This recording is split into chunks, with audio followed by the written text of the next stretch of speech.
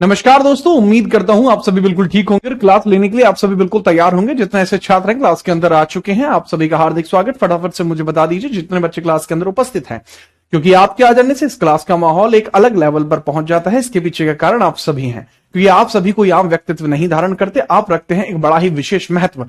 हम ये बात आपको स्पष्ट तौर पर बता देना चाहेंगे कि आप कोई आम छात्र नहीं है। पूछता है भारत में, मैं जीत राणा स्वागत करता हूं आप सभी का। चलिए क्लास के अंदर मैं देखना चाहूंगा कौन कौन आ चुके हैं। सुरेंद्र, साक्षी, हीना, आयुष, समिथा, दीक्षा, विशाल, दीशु, अग्निहोत्री, तान्या मिश्रा, प्रवीण कुमार, साक्षी, आयुषी, कुंदन उर्फ कुंदू, ठीक है, प्रवीण, करुणा, चल, बहुत सारे बच्चे आ चुके हैं। चलो बहुत बढ़िया, स्टार्ट करते हैं। We are starting the class and here we go. आधुनिक इतिहास को हम स्टार्ट कर चुके थे काफी लंबे समय पहले, और आज का जो टॉपिक है जिसके बारे में हमें डिस्कशन करना था वो दरअसल 1905 से पहले के कुछ भारतीय राष्ट्रीय आंदोलन का थोड़ा डिस्कशन करना था। 1905 से पहले के कुछ भारतीय राष्ट्रीय आंदोलन, कुछ ऐसे राष्ट्रीय आंदोलन जिसमें आपको बहुत कुछ देखने को मिलेगा। फिर 1905 का होगा बंगाल डिवीजन, उसके बाद आपकी शुरुआत होगी बंगाल डिवीजन के बाद जो हमारा बेसिक नेशनल मूवमेंट्स है, जो एक्सट्रीमिस्ट एरा आपको देखने को मिलती है। ठीक है, चलिए नेक्स्ट पॉइंट बढ़ाते हैं। भाई लास्ट क्लास में हम बात कर चुके थे, कांग्रेस की स्थापना हमने पूर्ण करा दी थी और उससे आगे का अब हम चर्चा जो है करने जा रहे थे। यहां तक बातें हो चुकी थी और अब हम बात कर रहे थे कि भारत के जो राष्ट्रीय आंदोलन है वो तीन तरीके से समझने होते हैं। तो इसमें मॉडरेटर्स एरा हम समझेंगे। मॉडरेटर्स एरा, मॉडरेटर्स एरा होती क्या है? मॉडरेटर्स एरा होती क्या है?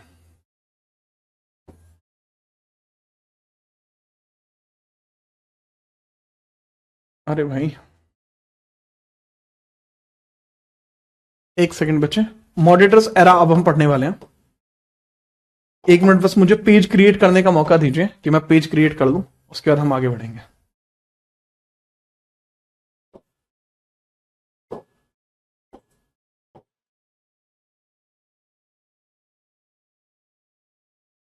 ठीक है, चलिए स्टार्ट कर रहे हैं।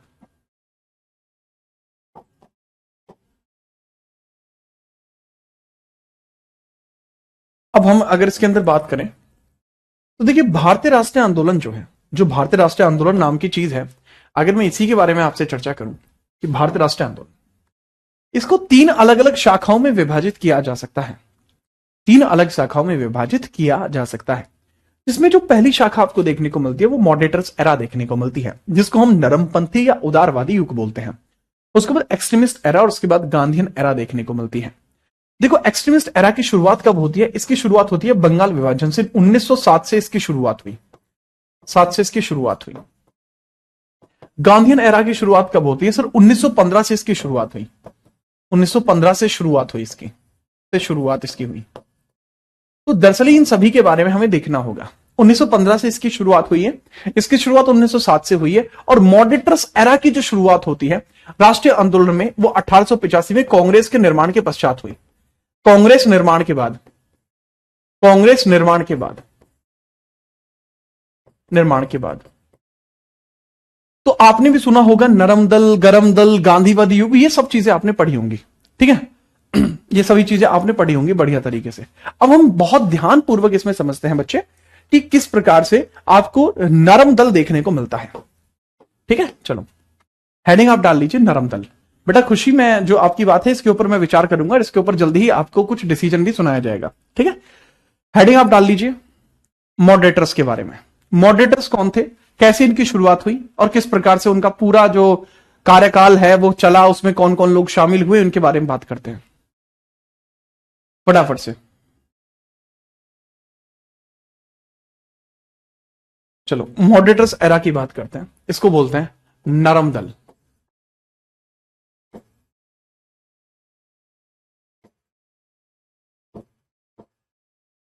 मॉडरेटर्स एरा, वो नरम दल की अगर हम बात करेंगे, कौन लोग थे?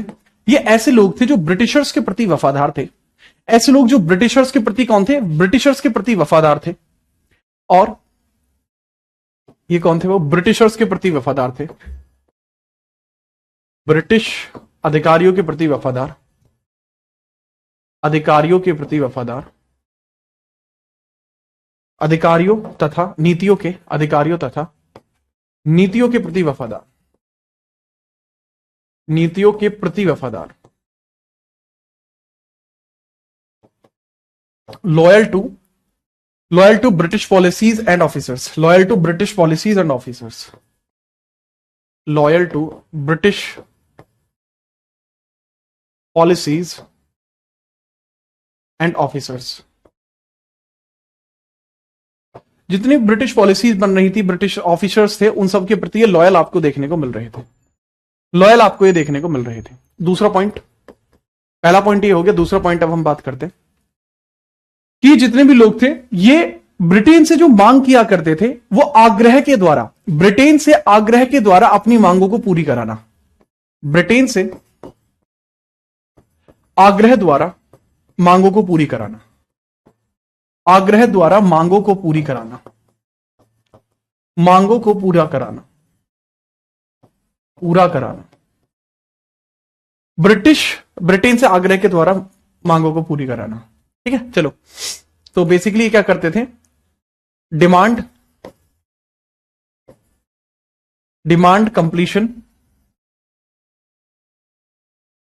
Completion by Britain by request manner,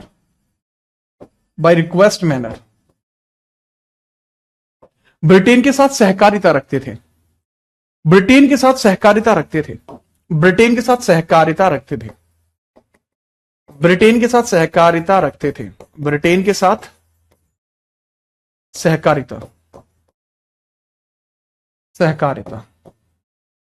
coordination with Britain.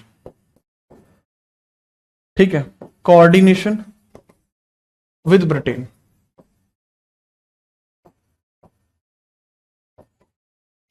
Coordination with Britain, Britain के साथ कोऑर्डिनेशन रखते थे। क्या रखते थे? ब्रिटेन के साथ कोऑर्डिनेशन रखते थे अच्छे तरीके से। इनका था कि मांगों के द्वारा व आग्रह के द्वारा ब्रिटेन सरकार में अपने लिए या प्रशासन में एक स्थान बनाने के बारे में इन्होंने सोचा था। तो इन्होंने राजनीतिक गतिविधियों को केवल, इसमें एक और मैटर था, नोट वाली बात है ये, नरमदल। ये तो नरमदल के बारे में जानकारी होगी। नरमदल क्या था? नरमदल क्या था? लेकिन नरमदल के बारे में एक बात और थी कि यह केवल उन्हीं लोगों से जुड़ पाए जो शिक्षित थे, यह केवल शिक्षित वर्ग तक सीमित रहा। ठीक है, इनका क्या था? अहिंसा के ढंग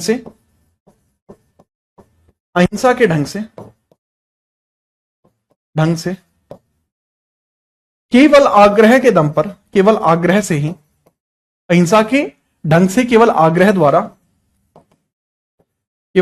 द्वारा ब्रिटिश प्रशासन में भारतीयों के लिए स्थान रखना, ब्रिटिश प्रशासन में भारतीयों के लिए स्थान बनाना, ब्रिटिश प्रशासन में भागीदारी बढ़ाना।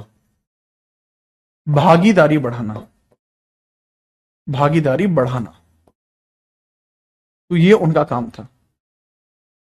ठीक है, अहिंसा के ढंग से, by non violence and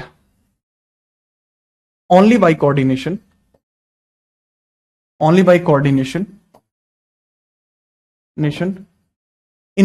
increase involvement in British administration,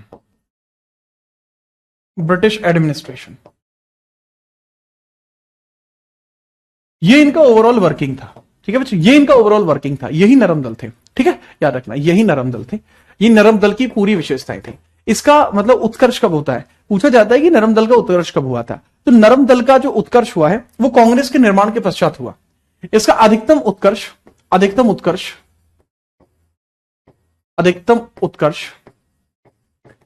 Congress के निर्माण के पश्चात हुआ। कांग्रेस निर्माण के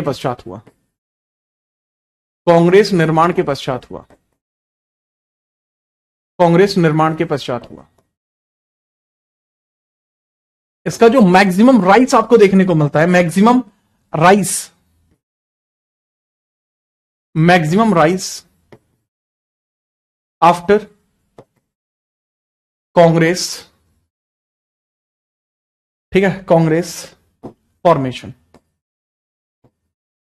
इसका मैक्सिमम राइज बाबू कब हुआ? कांग्रेस के फॉर्मेशन की बात हुआ। कांग्रेस का फॉर्म होती है 1885 में।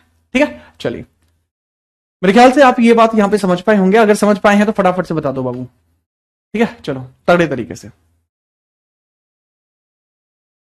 आगे बढ़िए और बताइए कि आपको समझ में आया या नहीं आया। अरे बताते कैसे नहीं हो। अब इसमें हम देखेंगे कौन कौन ऐसे व्यक्ति थे जो इसके अंदर शामिल थे। अब इसमें देखते हैं कौन कौन ऐसे व्यक्ति हैं जो इस दल से जुड़े हुए हैं, उससे पेपर में ज्यादा सवाल आते हैं। जैसे एलन ऑक्टेवियन ह्यूम्स हुए, दादा भाई नौरोजी हुए, ठीक है, ये बड़े बड़े नाम हैं। सुरेंद्रनाथ बनर्जी हुए, Dadabhai Naoroji, Allan Octavian Humes, Gopal Krishna Gokhale. तो these are famous names, these are famous names, note करिए।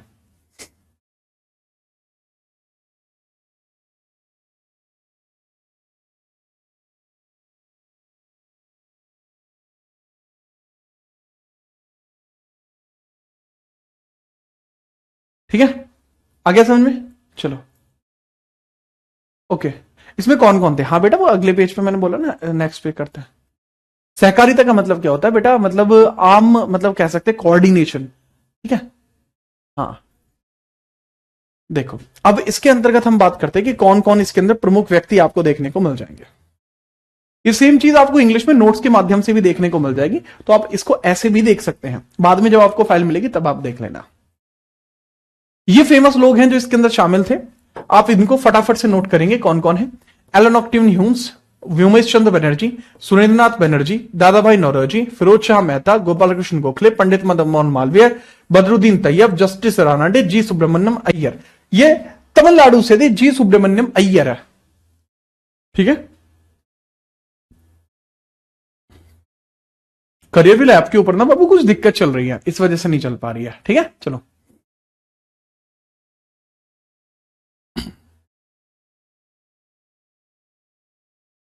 सर गांधी जी भी थे। नहीं बेटा गांधी जी कभी भी, ठीक है, पहले फेज के अंदर जो नेशनल मूवमेंट था उसमें गांधी जी कभी भी हिस्सा नहीं बने। ये नरमपंथी युग है और इसमें कभी भी गांधी जी हिस्सा नहीं थे। ये नरमपंथी युग है, गांधी जी इसमें कभी भी हिस्सा नहीं थे। बट मेरे ख्याल से आप इस वाले पॉइंट को समझ पाए होंगे। फटाफट बेटा नाम लिखने हैं, दोनों ही भाषाओं में लिखे हुए, फटाफट लिख लो। बहिष्कार क्या होता है, बॉयकॉट करना, किसी चीज के लिए मना करना, किसी चीज के लिए विरोध प्रदर्शित करना, वो होता है बॉयकॉट या बहिष्कार। फटाफट लिखिए भाई।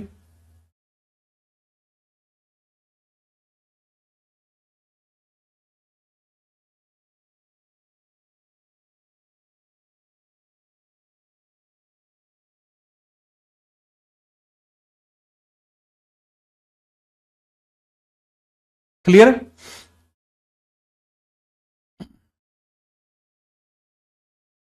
ठीक है ठीक है बेटा विनीत, मैं करता हूं इकोनॉमिक्स की बात, रुक जाओ बाबू। सर सैड हो जाओ, लो भाई सैड हो गया।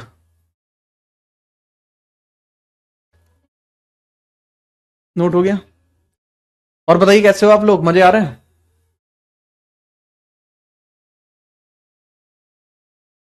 सर आप कुंभ गए कि नहीं। अरे जाएंगे जाएंगे भाई, कुंभ भी जाएंगे। ठीक है, प्लान ही कर रहे हैं। बताइए, कर लिए नोट, बढ़िया। अब हम आगे बढ़ते हैं और नेक्स्ट हेडिंग हम डालते हैं कि ये जो नरमपंथी थे ये क्या चाहते थे, नरमपंथियों की मांगे क्या थी, नरमपंथी कितना अचीव कर पाए और नरमपंथी जो ग्रुप था वो फेल क्यों हो गया। अब मैं बताता हूं। ठीक है, हेडिंग लिख लें बाबू। नेक्स्ट, जी सर। तिवारी, ठीक है बेटा। तिवारी यार ऐसी कोई चीज है तो तुम्हारे साथ ना हुई हो, है? यहां आप लिखिएगा नरमपंथियों की मांगे, नरमपंथी, नरमपंथियों की मांग, नरमपंथियों की मांग। मॉडरेट डिमांड्स देखते हैं, क्या डिमांड्स थी मॉडरेट्स की, मॉडरेट्स की डिमांड्स क्या थी। डिमांड्स देखिए, तो मॉडरेट्स की डिमांड्स क्या थी, क्या डिमांड थी मॉडरेट्स की। ठीक है, सबसे इंपॉर्टेंट जो डिमांड इसमें पहली डिमांड आपको देखने को मिलेगी मॉडरेट्स की। मॉडरेट्स क्या चाहते थे, मॉडरेट्स बेसिकली एक बड़ी ही इंपॉर्टेंट चीज चाहते, वो कहते थे कि प्रशासन में अधिक भारतीय हों, प्रशासन में अधिक भारतीय हों,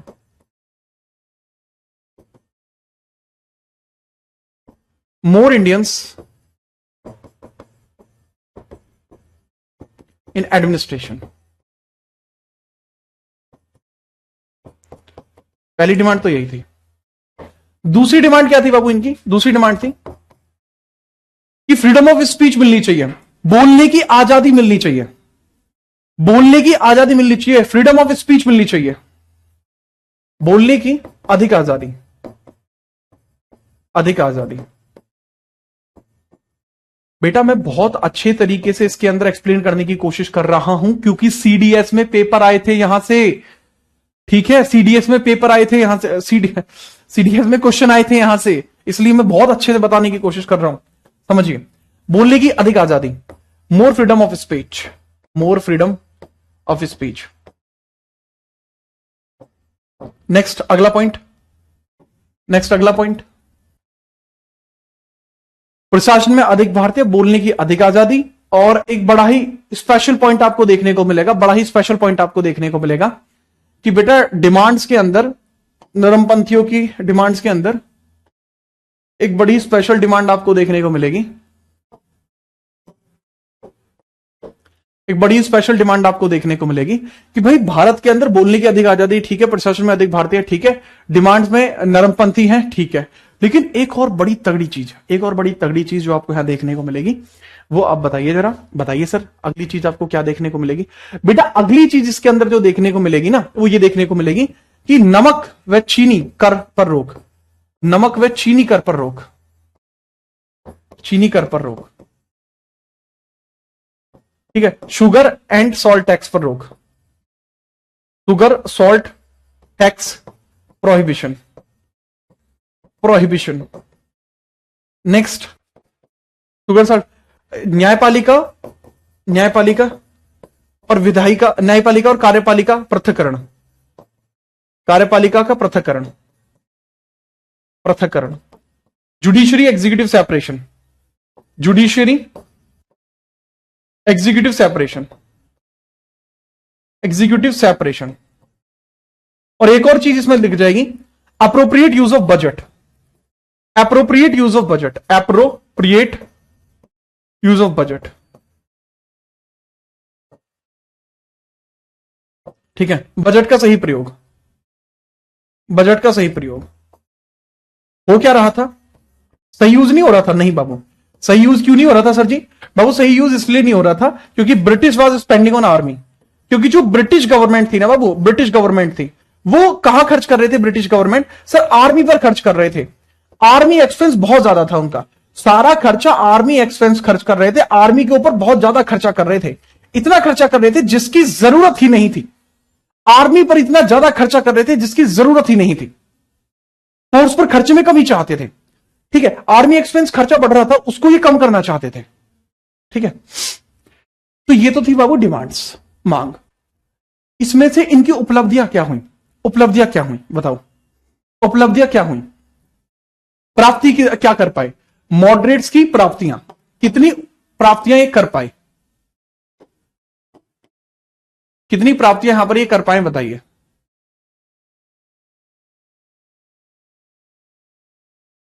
प्राप्तियां बताइए कितनी कर पाए? प्राप्तियां, अचीवमेंट्स, अचीवमेंट्स, अचीवमेंट्स,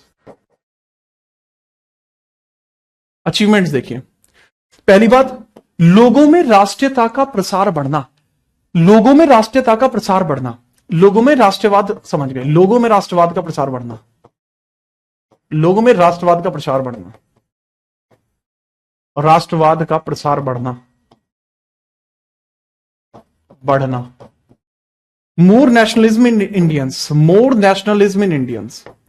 जो मेरे से पूछते हैं कई बार कि सर नरम दल अच्छा था या गरम दल अच्छा था, तो मैं उनको एक ही बात बताता हूं कि मेरे बच्चे, अगर नरम दल ना होता तो लोगों में राष्ट्रवाद नहीं बढ़ पाता, nationalism, more nationalism in people's, in Indians, तो भारतीयों के अंदर ना ये राष्ट्रवाद नहीं बढ़ पाता। और अगर भारतीयों में राष्ट्रवाद नहीं बढ़ पाता तो पता क्या होता, ना तो भारतीयों में कभी राष्ट्रवाद बढ़ता, और उसके बाद भारतीय जो है ना वो भारतीयता से ही, भारतीयता को ही भूल जाते, तो सब कुछ खत्म हो जाता। प्लस 1892 का जो एक्ट आया था वो भी इनकी ही एक अचीवमेंट है, 1892 का Indian council act, Indian council act.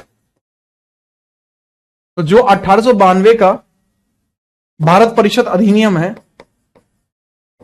Bharat परिषद अधिनियम है, यह भी इसी की देन है, भारत परिषद अधिनियम, इंडियन काउंसिल एक्ट। क्योंकि इसी के थ्रू क्या हुआ था, इनडायरेक्ट इलेक्शन स्टार्ट हुए थे, इनडायरेक्ट इलेक्शन स्टार्ट हुए थे, इनडायरेक्ट इलेक्शन, और बजट डिस्कशन स्टार्ट हुआ था। ये तो आपने पॉलिटी में पढ़ा है ना मुझसे, बजट डिस्कशन स्टार्ट हुआ, डिस्कशन स्टार्ट हुआ बाय इंडियंस, ये स्टार्ट हुआ।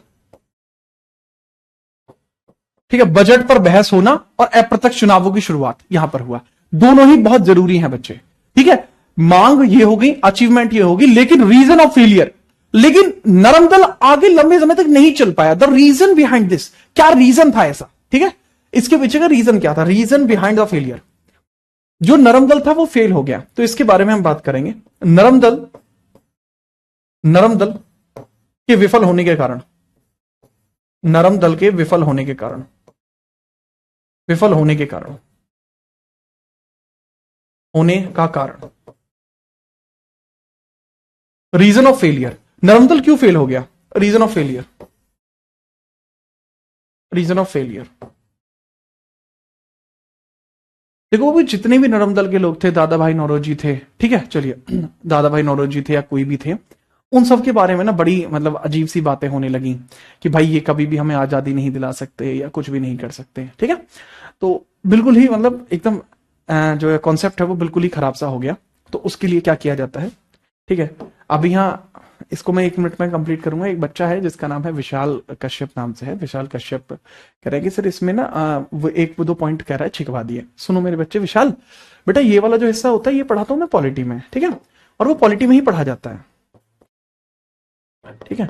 और आपका नाम बेटा मैं आज पहली बार देख रहा हूं इस क्लास में कि तुम्हारे नाम का भी कोई छात्र हमारी क्लास में पढ़ता है, तो इससे स्पष्ट होता है कि आप रोज नहीं आते, ठीक है, तो आप रोज आइए। तब आप जो आदि जो आप कह रहे हो ना सर ये छिकवा दिया, वो जो आप बोल रहे हो ना छिकवा दिया, वो मैं पढ़ा चुका हूं, लेकिन शायद तब आप जो है कुछ और करने में लगे हुए थे शायद, ठीक है बाबू। अभी के लिए क्या है कि ये वाला हिस्सा क्योंकि पॉलिटी का, इस वजह से यहां पे मैंने नहीं लिखवाया है। और बात रही कि कम कराया बेटा, जितना मैं करा रहा हूं कि अगर आपको कोई पीसीएस बैच में भी अगर कोई इतना करा रहा है तो आपको बहुत खुश होना चाहिए। और अगर सच में कोई करा रहा है, ठीक है, आप मुझे नाम बता दीजिएगा, मैं बैच खरीद लूंगा उनका, ठीक है। और बताओ, ठीक है, मुझे बढ़िया भी लगेगा, ठीक है। अच्छा यहां पे देखिए, यहां पे जो नरम दल है उसके विफल होने का क्या कारण था, पीसीएस तक भी, ठीक है, कोई बात नहीं। तो नरम दल के विफल होने का कारण पूछ रहा हूं मैं। देखो पहला कारण क्या था, बहुत लंबे समय तक ये इनएक्टिव रहे। जो इनका एक पैटर्न था, ये अपने पैटर्न पर फिक्स रहे, ये कभी भी अपने पैटर्न को नहीं बदल पाए, ये कभी भी अपने पैटर्न को नहीं बदल पाए। तो एक ही प्रक्रिया के ऊपर ये काम करते रहे जिसका कोई भी प्रभाव नहीं हुआ, बहुत लंबे समय तक अक्रियाशील रहे, ठीक है। चलो, अंग्रेजों से कोई भी बड़ी मांग भारत के लिए नहीं ले सकते, अंग्रेजों से कोई बड़ी बात या कोई बड़ी मांग, कोई बड़ी मांग नहीं ले पाए, नहीं ले पाए। इनके फेलियर का सबसे बड़ा कारण था no major achievement, no major achievement, no major achievement, no major achievement. जैसे आप भी है ना, आप भी अपने जीवन में कई बार फेल हो सकते हैं, आपको भी आपके घर वाले फेलियर का टैग दे सकते हैं आपके लिए। क्यों दे सकते हैं फेलियर का टैग, क्यों दे सकते हैं फेलियर का टैग? कि अगर आप अपने जीवन में कोई अचीवमेंट नहीं कर पाए, ऐसी ऐसी अलग अलग क्लासों में घूमते रहे और आप अपनी सरकारी नौकरी नहीं ले पाए, तो आप भी नो मेजर अचीवमेंट के तहत विफल घोषित कर दिए जाओगे, ठीक है, याद रखिएगा, ठीक है। चलो अगली बात, नेक्स्ट पॉइंट पर बेटा, इसके अंदर अगला पॉइंट भी लिख लीजिए। दूसरा है कांग्रेस के अंदर युवाओं का आना। कांग्रेस में युवाओं की एंट्री हुई जिसकी वजह से फेल हुई, क्योंकि युवाओं का जो मस्तिष्क था वो मांग पर निर्भर नहीं करता था। कांग्रेस में युवाओं का आना, कांग्रेस में युवाओं का आना, युवाओं का आना, कांग्रेस में युवाओं का आना, ठीक है। Rise of youth in Congress, rise of youth in Congress, rise of youth, youth, youth का आना कांग्रेस में, और जो सबसे लास्ट पॉइंट है वो है बंगाल विभाजन, ठीक है, और वो है बंगाल विभाजन। इसके विफल होने का सबसे बड़ा कारण था बंगाल विभाजन। अब हम बंगाल विभाजन को समझते हैं। बंगाल विभाजन क्या है? बंगाल डिवीजन 1905 इसके फेलियर का सबसे बड़ा मेजर कारण है। 1905 का बंगाल विभाजन इसके फेलियर का सबसे बड़ा कारण है। तो चलिए इसको एक बार समझने की कोशिश करते हैं कि आखिरकार बंगाल डिवीजन क्या था। जब आप नोट कर लें बता देना, Bengal division, division, Bengal division. हाँ बिल्कुल भाई कुंदन। ठीक है चलिए। चलो, अरे भाई एक नहीं बहुत सारे विशाल है क्लास में, मैं इसीलिए मैंने पूरा नाम लिया था। जब आप ये नोट कर लें फटाफट बता दो, जैसे आप नोट कर लें तुरंत बता दो, हम आगे बढ़ेंगे फिर।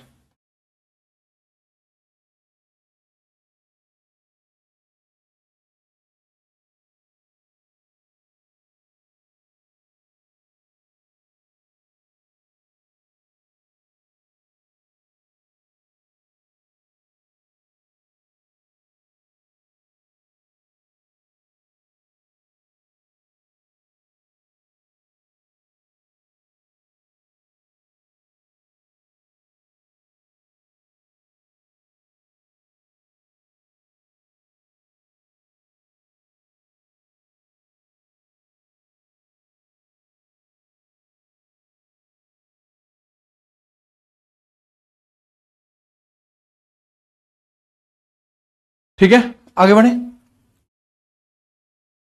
हाँ भाई ठीक है कुंदू भाई आगे बढ़ो तुम। ठीक है आगे बढ़ते हैं। अब देखो जो चीजें मैंने अभी आपको बताई हैं, डिमांड्स ऑफ मॉडरेट्स बेटा आपको ऐसे भी देखने को मिल जाएंगी, जैसे मैंने बताया था ये डिजिटली भी आपको देखने को मिल जाएंगी, ये डिजिटली इंग्लिश में भी आप नोट कर पाएंगे, ठीक है। लेकिन जो मैं बता रहा हूं वो तो बेस्ट है ही। अब इसके बाद हम देखते हैं बंगाल डिवीजन का जो पूरा कॉन्सेप्ट है। आखिरकार बंगाल डिवीजन का पूरा कॉन्सेप्ट क्या था? तो बंगाल डिवीजन क्यों किया गया, इसके पीछे का प्लान क्या था, क्या मानसिकता रही, क्यों इसको डिवाइड किया गया, वो समझिए, ठीक है। पूरा इसका डिस्कशन समझिए। बजट डिस्कशन का मतलब होता है बजट पर बहस। बंगाल का डिवीजन समझिएगा, कब हुआ है? 1905 में हुआ है, 1905 में हुआ है। ये जो व्यक्ति है इस समय भारत का वॉइस रॉय हुआ करता था, वॉइस रॉय हुआ करता था। नाम क्या है बाबू इसका? इसका नाम है कर्जन, इसका नाम है कर्जन। क्या नाम है मेरे लाल इसका? इसका नाम है सर जी कर्जन, कर्जन हरि इसका नाम है, ठीक है। चलिए तो अब यहां पर आप समझिएगा कि हुआ क्या है। बात है जुलाई 1905 की। अच्छा बंगाल विभाजन के पीछे अंग्रेजों की क्या मानसिकता थी वो भी मैं बताता हूं। देखो यहां पे मैंने इस पॉइंट को लिख रहा हूं, इसको आपको लिखने की जरूरत नहीं है, सिर्फ समझने की जरूरत है, ठीक है। इसके पीछे का कारण क्या था, कारण मैं समझता हूं। देखो ब्रिटिशर्स भारतीयों के बीच फूट डालना चाहते थे, ब्रिटिशर्स भारतीयों के बीच फूट डालना चाहते थे, ये थी भाई। ब्रिटिश ब्रिटिश अधिकारी भारतीयों में फूट डालना चाहते थे, भारतीयों में फूट डालना चाहते थे, डालना चाहते थे, फूट डालना चाहते थे। जो ब्रिटिश अधिकारी हैं वो भारतीयों में फूट डालना चाहते थे, इस वजह से उन्होंने ऐसा किया। तो उन्होंने हिंदू और मुस्लिमों के आधार पर यह किया, because Britishers want division between Indians, British want to divide Indians, British want to divide Indians, divide Indians, divide Indians, कि वो भारतीयों को फूट डालना चाहते थे, फूट डालो और राज करो। अब यहां पे आपने एक शब्द सुना होगा, जैसे एक बच्चे ने कहा भी है कि फूट डालो और राज करो, तो इस नीति के प्रतिपादक कौन है? सवाल है फूट डालो और राज करो, इस नीति का प्रतिपादक कौन है, किसने इसको स्टार्ट किया? ये सवाल बेटा आपके CHSL 2024 में आया, फूट डालो और राज करो की नीति किसने शुरू करी? फटाफट बताओ, फूट डालो और राज करो, राज करो, ये नीति किसने स्टार्ट करी? फूट डालो और राज करो, इसका प्रतिपादक किसको माना जाता है? करी किसी और ने है, माना किसी और को जाता है, ठीक है। सर करजन भाई ने एक बार गांधी जी पे हाथ छोड़ दिया था तो मैंने बचाया था उन्हें। विशाल मेरी लाल मान जा, इन हरकतों से बाज आ जा, ठीक है, ठीक है। यहां पे आप देखिए, ये डिवाइड एंड रूल किसकी पॉलिसी है? डिवाइड एंड रूल पॉलिसी किसकी है? डिवाइड एंड रूल पॉलिसी किसकी है? तो आपको बता रहे हैं डिवाइड एंड रूल पॉलिसी किसकी है। तो this is the policy of Minto second. ये किसकी है बाबू? मिंटो टू की पॉलिसी है। किसकी है? मिंटो टू की पॉलिसी है। ये चीज मैंने पॉलिटी में भी पढ़ा रखी है, तो इसलिए आप आसानी से कर पा रहे होंगे। This is the policy of Minto two. This is the policy of Minto two. किसकी है बेटा? मिंटो टू की है। ठीक है, याद रखना, आगे आएगा मिंटो टू, पर इसी की है। तो इस वजह से भाई विभाजन हुआ है, बंगाल का विभाजन। अब बंगाल के विभाजन में समझना, जुलाई 1905 में वायसरॉय कौन हुआ करता था? कर्जन। कर्जन 1905 में नवंबर के महीने में रिजाइन कर देगा, उसके बाद आएगा मिंटो। ठीक है, उसके बाद आएगा मिंटो। बट हमें इधर क्या ध्यान देना है कि जुलाई 1905 में घोषणा की जाती है बंगाल विभाजन की। बंगाल विभाजन की घोषणा, बंगाल विभाजन की घोषणा होती है। बंगाल विभाजन की घोषणा होती है। ठीक है, proclamation of Bengal division. Proclamation of Bengal division. Bengal division, Bengal division, Bengal विभाजन की घोषणा कर दी जाती है। ठीक है जी हाँ। तो बेटा बंगाल विभाजन की जो घोषणा हुई है, कई बार बच्चे तारीख पूछ लेते हैं, तारीख क्या थी बाबू? कई बार इसकी तारीख आपको 20 जुलाई देखने को मिलेगी, 19 या 20 जुलाई, 19 या 20 जुलाई आपको देखने को मिलती है। कुछ किताबों में 16 भी लिखी हुई है। Some books suggested it was 16। Some books में कितनी लिखी हुई है? सम बुक्स में, कुछ बुक्स बताती हैं कि इट वाज 16 जुलाई, लेकिन मैं अपने इस फैक्ट के साथ जाता हूं कि ये 19 और 20 जुलाई के मध्य लिखी गई है। मैं इस फैक्ट के साथ ज्यादा जाता हूं। ठीक है, डेट आपको पूछी नहीं जाती, आपसे सिर्फ महीना पूछा जाता है। जुलाई 1905 में घोषणा हुई है। घोषणा की गई कि हम बंगाल को 2 हिस्सों में बांट देंगे। ठीक है, घोषणा की जाती है कि हम बंगाल को 2 हिस्सों में बांट देंगे। कितने हिस्सों में? 2 हिस्सों में बांट देंगे। क्या कहा गया है? घोषणा में कहा गया है कि बंगाल को 2 हिस्सों में बांट दिया जाएगा। घोषणा में कहा गया है कि 16 अक्टूबर को, 16 अक्टूबर 1905 को बंगाल को 2 हिस्सों में बांट देंगे। बंगाल को 2 हिस्सों में बांट देंगे। 2 हिस्सों में बांट देंगे। 2 हिस्सों में बांट देंगे। क्या कहा गया? कि 16 अक्टूबर 1905 को बंगाल को 2 हिस्सों में बांट देंगे, यह बात कही गई है। अब इस चीज का विरोध भी किया जाएगा, इस चीज का विरोध भी किया जाएगा। तो इस चीज का विरोध कौन करते हैं? इस चीज का विरोध बंगाल के अंदर काफी सारे अलग अलग व्यक्तियों के द्वारा किया जाता है। अलग अलग व्यक्तियों के द्वारा इस चीज का विरोध किया जाता है। ठीक है, उस चीज को ही समझिएगा। सुरेंद्र नाथ बनर्जी नाम के जो व्यक्ति हैं, वो इस चीज को कंप्लीटली बॉयकॉट करते हैं। और वो करते क्या है वो समझिएगा। सुरेंद्र नाथ बनर्जी के द्वारा, सुरेंद्र नाथ बनर्जी, सुरेंद्र नाथ बनर्जी, नाथ बनर्जी इसका विरोध करते हैं, इसका विरोध करते हैं, विरोध करते हैं तथा 7 अगस्त 1905 में, 7 अगस्त 1905 में स्वदेशी आंदोलन की शुरुआत करते हैं। 7 अगस्त 1905 में स्वदेशी आंदोलन की शुरुआत करते हैं। 7 अगस्त 1905 में स्वदेशी आंदोलन की शुरुआत करते हैं। स्वदेशी आंदोलन की शुरुआत करते हैं। आंदोलन की शुरुआत करते हैं। 7 अगस्त 1905 में स्वदेशी आंदोलन की शुरुआत करते हैं। कहां से शुरुआत हुई है ये? सर ये कलकत्ता टाउन हॉल से स्टार्ट हुई है। ये कलकत्ता टाउन हॉल से, कलकत्ता टाउन हॉल से, टाउन हॉल से शुरुआत हुई है। कलकत्ता टाउन हॉल से स्टार्टिंग हुई है। ठीक है, याद रखिए फटाफट से। अरे हाँ हाँ ठीक है, मुझे याद है विशाल। अब बाकी देखिए, जैसे मैंने बताया सुरेंद्र नाथ बनर्जी इसका विरोध करते हैं। सुरेंद्र नाथ बनर्जी,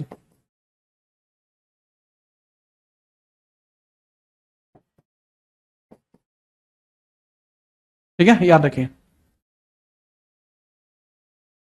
ठीक है, इसको फटाफट समझिए। देखो इसमें क्या है कि इसको अगर लिखना चाहो तो लिख सकते हो भले ही। जो बंगाल का विभाजन हुआ, जो बंगाल का विभाजन हुआ, जैसे यही है बंगाल, इस बंगाल का विभाजन अगर मैं करूंगा तो दो हिस्सों में बंगाल बटा है।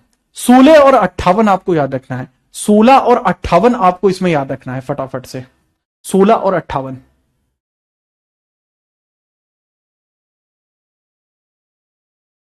16 और 58 ये क्या है, डेटा है ये।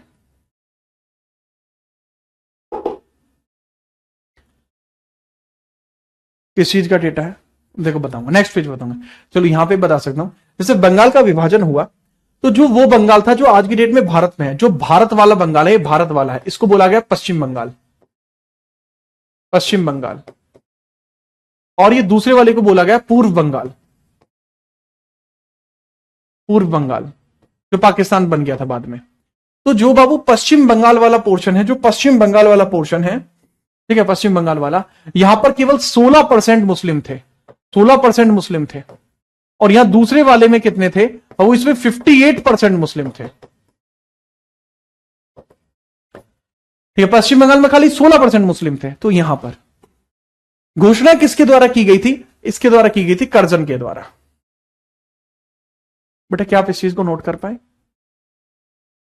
कांड भी नोट करना, अरे सारा कुछ नोट करना है भाऊ।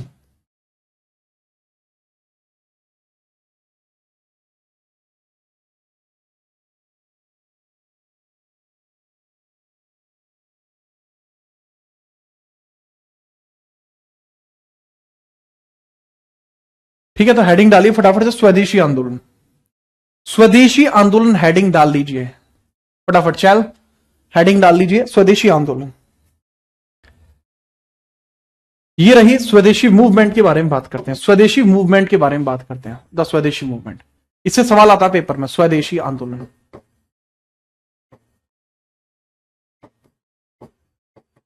जैसा मैंने बताया ये क्यों था, बंगाल विभाजन के विरोध में, बंगाल विभाजन का विरोध, बंगाल विभाजन विरोध है ये, बंगाल विभाजन का विरोध में आपको ये देखने को मिल रहा है। ठीक है, चलो दूसरा, स्वदेशी आंदोलन की शुरुआत कब हुई है, शुरुआत 7 अगस्त 1905, कहां से हुई है, कलकत्ता टाउन हॉल, कलकत्ता के अंदर स्थान है टाउन हॉल, वहां से हुई है।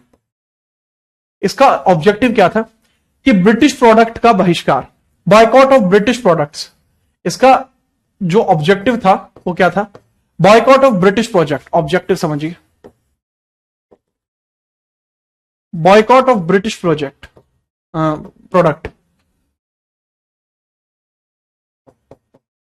Boycott of British product products, जो ब्रिटिश प्रोडक्ट्स थे उनका बॉयकॉट करना था यहां पे। ठीक है, समझ लीजिए,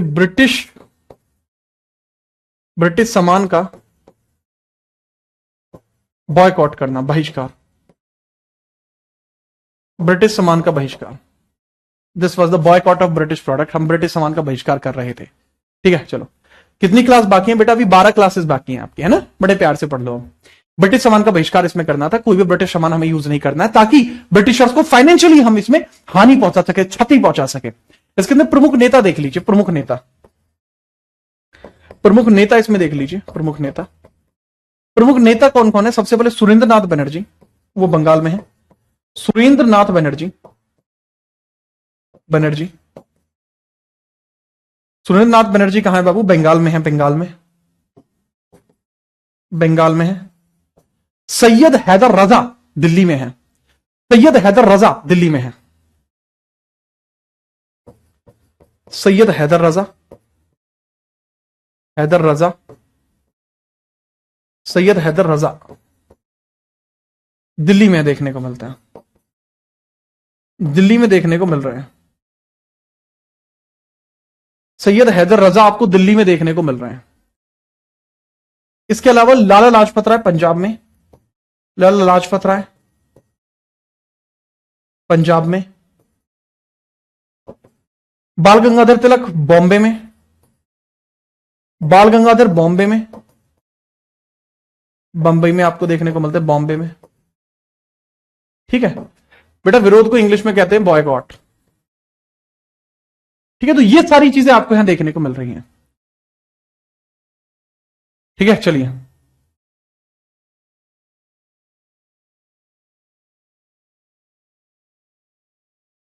आपसे पूछा जाता है वह कौन सा नारा था जो बंगाल विभाजन के समय फेमस हुआ।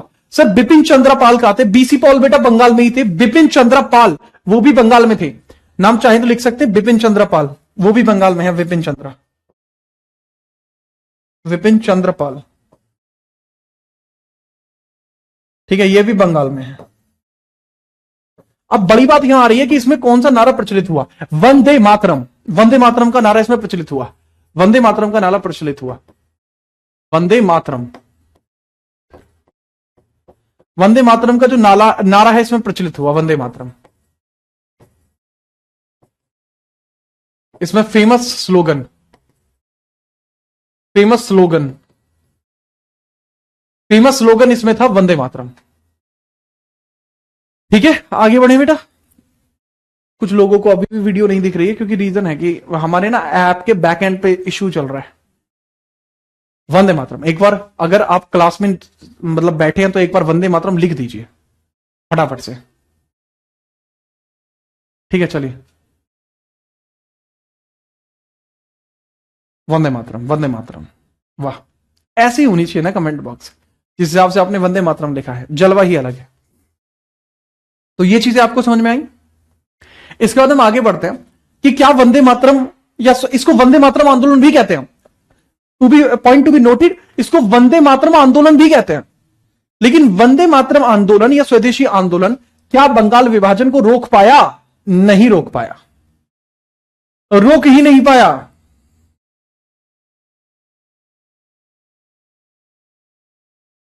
ठीक है, रोक ही नहीं पाया। वंदे मातरम, वंदे मातरम, वंदे मातरम, वंदे मातरम, चल साइबर वंदे मातरम। ठीक है, थैंक यू यादव जी। अब यहां देखिए, अब इसके बाद क्या होता है वो समझिए। इसके बाद ये कुछ पॉइंटर्स हैं, चाहे तो इनको लिखना चाहे लिख सकते हैं। अब यहां पर क्या है देखो, यहां पे मैं वैसे ही बता देता हूं, वो आपके लिए ज्यादा सही रहेगा। इसके बाद बंगाल विभाजन के बारे में ही और बात कर रहा हूं, लेकिन 16 अक्टूबर को 1905 में, 16 अक्टूबर 1905 में बंगाल विभाजन हुआ, बंगाल विभाजन हुआ। अच्छा, उसमें एक चीज और लिखना, स्वदेशी आंदोलन में पीसी रे नाम के आदमी ने, एक व्यक्ति का नाम है पीसी रे, पीसी रे नाम के आदमी ने कपड़ा फैक्ट्री भी खोली थी ताकि वंदे मातरम जो आंदोलन है उसको बढ़ाया जा सके। स्वदेशी आंदोलन को बढ़ावा देने के लिए, इसे बढ़ावा देने के लिए, इसे बढ़ावा देने के लिए, इसे बढ़ावा देने के लिए पीसी रे नाम के उद्योगपति ने कपड़ा मिल भी खोला था। पीसी रे द्वारा कपड़ा मिल शुरू किया गया था, द्वारा कपड़ा मिल शुरू किया गया था, कपड़ा मिल शुरू किया गया था, शुरू किया गया था। पीसी रे ने बाबू कपड़ा जो मिल है वो भी शुरू किया था। PC Ray started textile business to enhance the Swadeshi movement, to enhance the Swadeshi movement. ठीक है, चलिए फटाफट से बाकी आप देखिएगा। लेकिन 16 अक्टूबर में बंगाल विभाजन हुआ। इसी दिन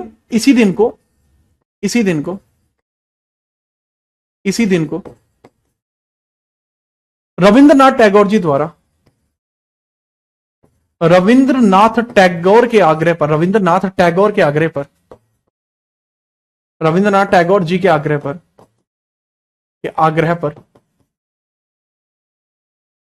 रविंद्रनाथ टैगोर जी के आग्रह पर रक्षाबंधन दिवस के तौर पर मनाया गया।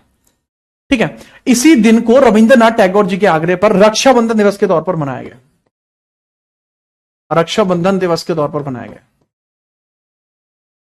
रक्षाबंधन दिवस के तौर पर मनाया गया, दिवस की तरह मनाया गया, बनाया गया। सबने एक दूसरे को राखियां बांधी, सबने एक दूसरे को राखियां बांधी, रक्षाबंधन पर सबने एक दूसरे को राखियां बांधी, जिससे कि एनहेंस हो मटेरियल। लोग इस चीज का बुरा ना माने, बट आप भी जानते हैं कितना ही फर्क पड़ा है इसका, रक्षाबंधन। ठीक है, चलो। और इसी समय बंग भंग आंदोलन भी शुरू किया गया, और यही इसी दिन रविंद्रनाथ टैगोर जी के द्वारा बंग भंग आंदोलन भी शुरू किया गया। बंग भंग आंदोलन भी शुरू किया गया, बंग भंग आंदोलन की शुरुआत की गई, आंदोलन शुरू किया गया,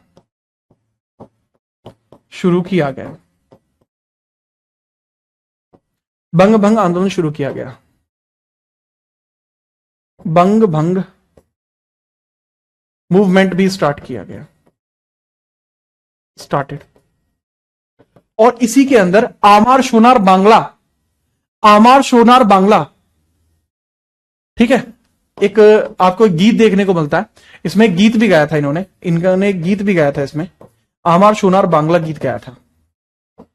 आमार सोनार बांग्ला, आमार सोनार बांग्ला, उन्होंने गीत भी गाया था आमार सोनार बांग्ला। ठीक है, याद रखिएगा, अमर सोनार बांग्ला भी इन्होंने गाया था, अमर सोनार बांग्ला भी इन्होंने गाया था। ठीक है, याद रख लिए फटाफट से। और बंग भंग आंदोलन के अंदर प्रमुख भूमिका जो निभाई है वो गोपाल कृष्ण गोखले ने निभाई है। गोपाल कृष्ण गोखले इसके अंदर शामिल थे। प्रमुख व्यक्तियों की सूची में गोपाल कृष्ण गोखले भी थे। प्रमुख व्यक्ति कौन कौन है? प्रमुख व्यक्ति कौन कौन है? गोपाल कृष्ण गोखले भी हैं। गोपाल कृष्ण गोखले,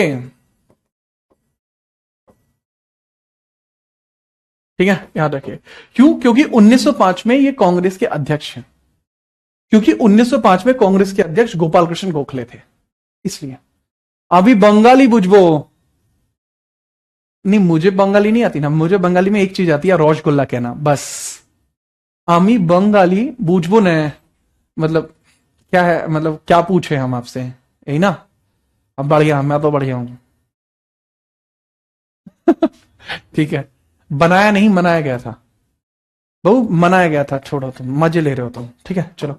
इसके अलावा इसमें एक दो पॉइंट और पढ़ लेना कि जैसे जो आपका स्वदेशी आंदोलन था, स्वदेशी आंदोलन जो बढ़ता जा रहा था, स्वदेशी आंदोलन को बढ़ावा देने के लिए, पीछे वाले पेज पे लिख सकते हैं इस बात को, स्वदेशी आंदोलन को बढ़ावा देने के लिए बाल गंगाधर तिलक ने जो गणेश उत्सव चल रहा था या शिवाजी उत्सव चल रहा था, उसको भी स्वदेशी आंदोलन के माध्यम से ही चलाया था। ठीक है, पहले इसको नोट करो, नोट होती बताइएगा।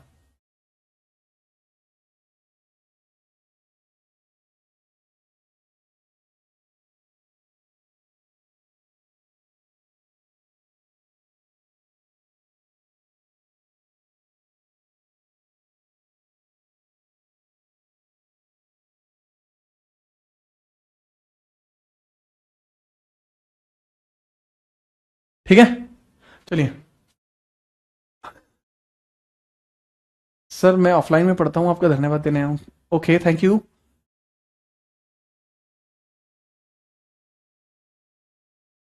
अच्छा अच्छा, ओके, ठीक है। हमार सुनार बांग्ला का मतलब होता है कि नहीं नहीं, हमारा सोने का बंगाल, इसका मतलब ये होता है। ठीक है, चीता बंगाल। यहां तुम देखो, एक चीज है, पॉइंट है, ठीक है, स्वदेशी आंदोलन के लिए है, स्वदेशी आंदोलन के लिए एक पॉइंट है, वो मैं लिखवाना चाहता हूं, क्योंकि फिर वो मिस आउट हो जाएगा और फिर वो लिखा नहीं जाएगा, इसलिए मैं नहीं चाहता मिस आउट हो, वो मिस आउट नहीं होना चाहिए। आप लिखिएगा स्वदेशी आंदोलन, या फिर आप लिख सकते हैं बाल गंगाधर तिलक के द्वारा, बाल गंगाधर तिलक के द्वारा, तिलक द्वारा, ठीक है, दो उत्सव चलाए गए थे। 1893 में गणेश उत्सव, गणेश उत्सव, और 95 में शिवाजी उत्सव, शिवाजी उत्सव, शिवाजी उत्सव चलाए थे। तो पहले घर घर में होते थे, पहले उत्सव क्या होते थे बाबू? घर घर में होते थे, पहले घर घर में होते थे। मतलब 1893 में शुरू किया, ये 95 में शुरू किया, तो बेटा ये घर घर में होते थे। लेकिन स्वदेशी आंदोलन की वजह से इनको सड़कों पर मनाया गया। आप देखते हो ना, गणपति बप्पा मोरिया मूर्ति लेके उनका विसर्जन करने जाते हैं, शिवाजी उत्सव में झांकियां निकालते हैं। तो पहले नहीं होता था, पर 1905 में इनको सड़कों पर मनाना शुरू किया गया। बाल गंगाधर तिलक के आग्रह पर स्वदेशी आंदोलन में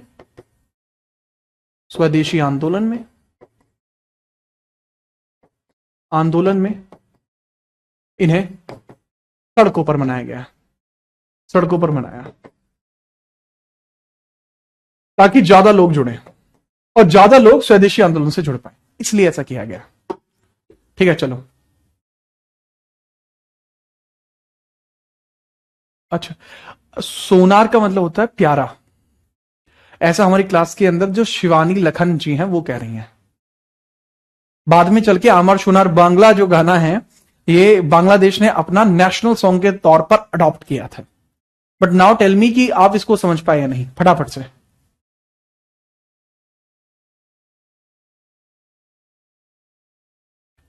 ये एक बहुत बड़ी फेलियर थी, ठीक है।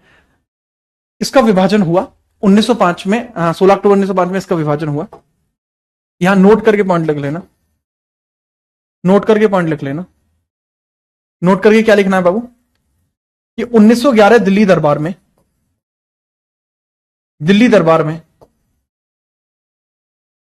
बंगाल विभाजन रद्द हो गया था। बंगाल विभाजन रद्द हो गया था। बंगाल विभाजन रद्द हो गया था।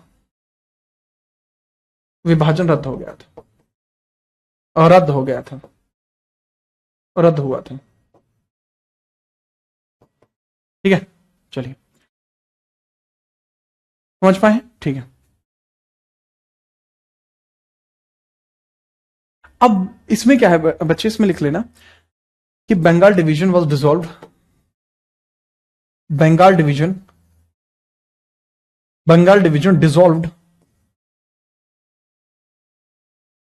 Bengal division dissolved in 1911 Delhi Durbar Delhi दरबार में वो रद्द हो गया। ठीक है, अबॉलिश, यस।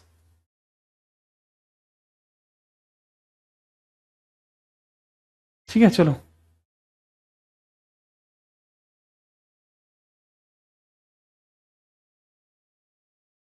ठीक है, चलो। अगर ये आपने नोट कर लिया है बेटा, इसके बाद हम आगे समझेंगे। इसके बाद अगला पॉइंटर आप डाल देना 1906। इसके बाद अगला पॉइंटर आप डाल देना 1906। Thank you Monu.